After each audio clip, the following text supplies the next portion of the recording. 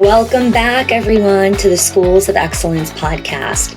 Today, I am so excited to kick off a brand new series called The New School Playbook, 5 Power Plays to Attract, Engage, and Retain Families. So this is a 5-part series where we're going to be tackling some of the critical challenges around attraction, engagement, and retention of families.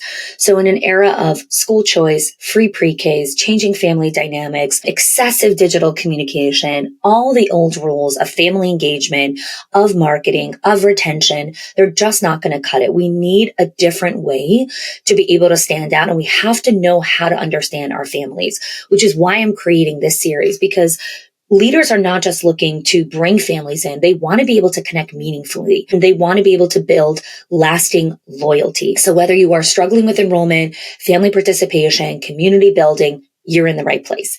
Each episode, I'm going to be diving into one of the 5 power plays. I'm going to share with you each of them right now, and then we're going to dive into the first power play in today's episode. So what are the 5 power plays for attract, engage, and retain families? Number 1 is know your families. Number 2, speak their language. Number 3, be where they are. Number 4, train the troops. And number 5, sync, connect, and sustain. So in each of these episodes, we're really going to be uncovering how to leverage these power plays so that you can really build a sustainable, repeatable, streamlined system to attract the families that you want. So let's dive into the first power play, which is know your families. All right. Now, I know what you might be thinking, and you're saying, Chanie, I know my families. I see them at drop-off. I see them at school events. I read their surveys. I talk to them all the time. But here's the thing. I want to challenge this assumption for a minute, because in a world where the only constant is change, in a world that is changing so quickly, we think that we have this knowledge, but it's really not sufficient because it changes so fast. And because things change so fast, we have this one moment where we're like, oh, it's all good. I have a waiting list. I have this. And then it just gets wiped out. And there's this real illusion of what it means to know our families or understand them. So for decades, leaders have really relied on a lot of traditional methods to understand their families, right? To really know their families. Whether you've done annual surveys, parent-teacher conferences, casual interactions, what happens is these methods really create this kind of illusion of understanding. Because you have some basic data points of like occupation, number of children, some involvement in school activities, you kind of have this illusion like, I know my families, I got this. But if you want to navigate the map of family interactions in today's world, there's a lot of crucial details and nuances that you're really missing. So I'll give you an example. I'll tell you a story about a director. We'll call her Sarah. And she ran 2 locations in a very wealthy neighborhood, in Central America here, closer towards the West. And she always had a wait list. Like she never, ever, ever struggled with attraction or retention. And what happened was things started to shift slowly, and enrollment numbers started to dip, but like she wasn't too concerned about it. She was like, whatever, it's okay. Like she still had this big wait list. She still had all these things going on. And all of a sudden, parents started to leave in bigger droves, and families that had been fixtures in her school community for generations, they started to choose other options. And she's like, oh, 1 second, like why is what I've done until now not working anymore? And the thing that we have to understand is that Sarah's experience is like really far from unique. Like, again, I say this to clients all the time. I talk to school leaders every single week, not in group format, although I do it in group format, also one-on-one. And the reason why meeting with leaders one-on-one is because you hear the nuances and the struggle in a way that you cannot hear it when you're in an echo chamber of Facebook groups or even events. Like talking to people one-on-one, people will share their vulnerability of what's actually happening. And that is why I keep my pulse on what's happening in this industry. Even though I have a team, even though I have other success coaches who work on our team, I still talk to leaders all the time. That is the only way to keep your pulse on what is actually happening in the industry. That's how we're able to forecast all of these things that are going on and create phenomenal resources for our members. So let's look a little bit at how the families that we serve today are fundamentally different from how they were even 6 months ago, right? So, but let's go all the way back, even 5, 10 years ago, right? Family structures have completely shifted, right? The nuclear family is just no longer the norm, right? We are seeing a surge of single parent household, blended families, same-sex parents, multi-generational homes. All of these structures come with unique needs and expectations. And so, you might think you know your families, but things have really shifted. We had a member that we are working with. She lives in a suburban area in the Northeast. And she was talking about how she was struggling with enrollment a little bit. And I said, well, talk to me a little bit about some of the landscape. Like, how is the landscape in your town shifted? And she's like, oh, there's all these high-rise buildings being built. And we were actually lobbying against them, but now they're here. And so now, I'm not fighting anymore. I'm joining. I said, one second.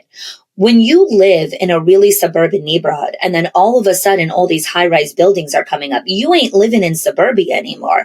Like, your town is becoming much more urban and much more city-like, which means the city is going to start attracting a family that wants a city life, maybe alongside a suburban life, but wants a city life, which means your marketing, your messaging, your material, the families that you're attracting has to shift because you're talking to a different demographic. Now, it doesn't mean that her entire demographic has shifted, which we'll talk about in the next episode. Culture diversity is no longer what we kind of used to think it was, right? Our communities are so diverse. It's not just about ethnicity. It's values, traditions, educational expectations. You can have, 6 families all coming from the same ethnicity, but they all value different things. They all have different traditions, and they all have wildly different educational expectations. Economic realities have shifted dramatically since the pandemic, right? The wealth gap is only widening. The middle class keeps shrinking, which means more families are juggling multiple jobs, dealing with financial stresses, and facing housing insecurity. And so, again, when I talk about know your families, this is the reality that we're facing, right? Technology and communication. Families are expecting instant personalized communications across multiple platforms, right? The annual newsletter or the occasional phone calls are just inadequate. Like, it's beyond inadequate, right? So educational priorities also have shifted. You have a diverse group of families. Some people are really looking for social emotional learning. Some people are looking for, are you preparing my children for this uncertain future job market? Some parents are asking about academics. Like, things have shifted dramatically. So you might be thinking, okay, honey, this all sounds great. Where do I start? What does it mean for me to know my families?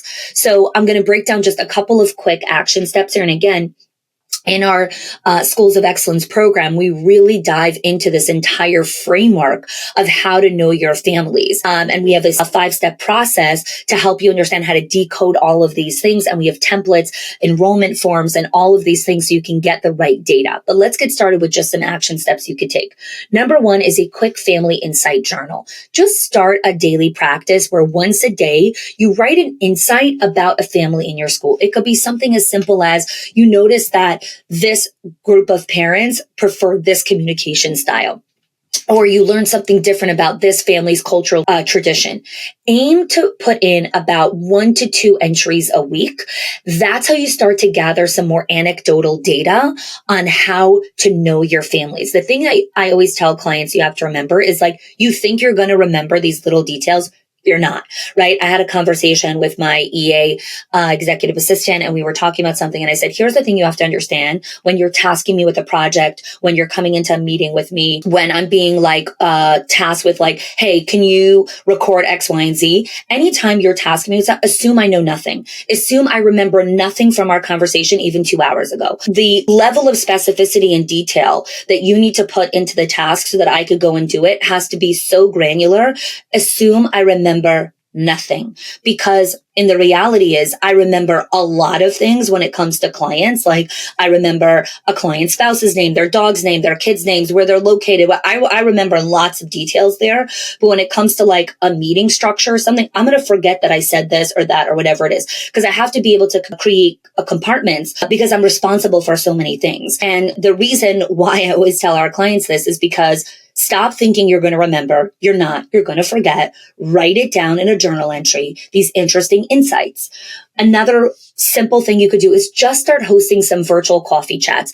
If you could do it in person, that's the best. There's nothing in the world that will ever replace the human connection of actually being in the same energetic vibration of another human being, right? And start those conversations where you can connect with families and they can share their thoughts. They can share their experiences, their stories, make it casual, make it welcoming, right? Your goal is not to present or solve problems. Your goal is to listen and learn. And I know the fixer in you, the entrepreneur in you, the CEO in you wants to solve everyone's problems. Just be quiet. Just listen. That's really what this is about. So I hope today's podcast episode was helpful to you. It's the first power play. Know your families. Get started on this trajectory. And next episode is going to be about speaking their language and understanding how to communicate with your families. Thanks so much for joining me.